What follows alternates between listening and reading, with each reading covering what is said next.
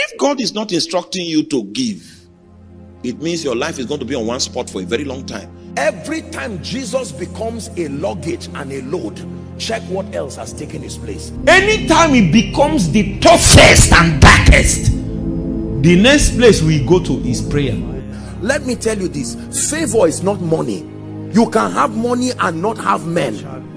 Favor is when God provokes men to arise for you. You want to maintain relationships that count, you must be an active contributor to the growth of that relationship. Parasitic relationships are self-centered and dangerous relationships. Unfortunately, our world is full of these kinds of parasitic relationships where the contribution is one-sided. You see this with business people, you see this with family people, you see this with ministers. Can I challenge you? Do not be in any relationship where you are only receiving. There are people like that. If you ever see a text or a call from them, they are in need. So they will send a text and Calvary greetings in the name of Jesus Christ. You know that that's just a preamble. Sorry, I've come again. Oh, you know that it was by this time last year. Can I tell you this? It's a terrible thing for people to know you as being a self-centered person. It's an ugly way to live. Biology, nature teaches us that it is giving and receiving that balances life. There are people, as I speak to you now, they are so self-centered, they don't care what happens to anybody. They fish relationships like fishermen. What can I get? What is in it for me? And that is the ultimate drive.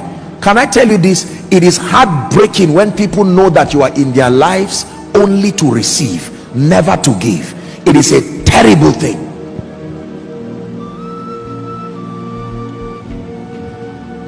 I used to give an example many years ago in Zaria, how that I hope it doesn't happen again. You know, there are conductors, you know, conductors that that manage these vehicles that pick people, town service, and sometimes you see them all in an effort to get the car filled.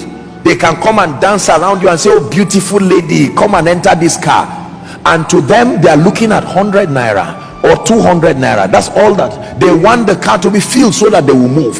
And out of that self-centered nature, they will flatter you and say all kinds of nice things. While they are talking to you, if someone enters that car and is filled, they will leave you right there and be on their way going. Now you are just about to enjoy the moment. It is painful when people know that all that you do to them is for yourself, through them, not for them.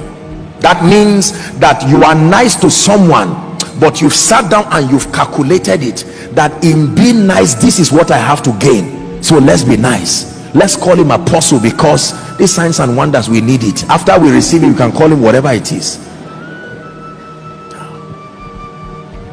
That's why it pleases the Father so much when we love him and we worship him because of who he is, not because of what we get. It gives joy to the Father when he sees us rolling on the floor, blessing his name and worshiping him, and he comes to you and says, to what end? And you say, I just love you for who you are.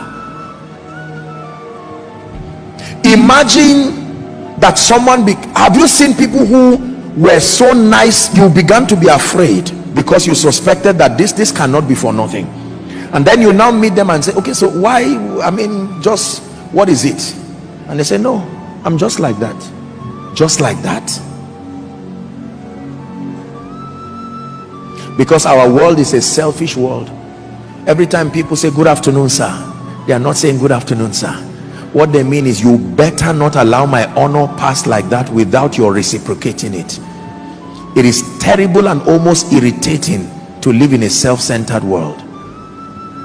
There has to be someone who is true enough that can love you for who you are, stand with you and by you for who you are. And let me tell you this, there are people like that.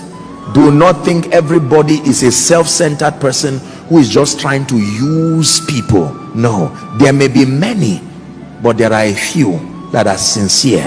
When they love sincerely. When they give sincerely.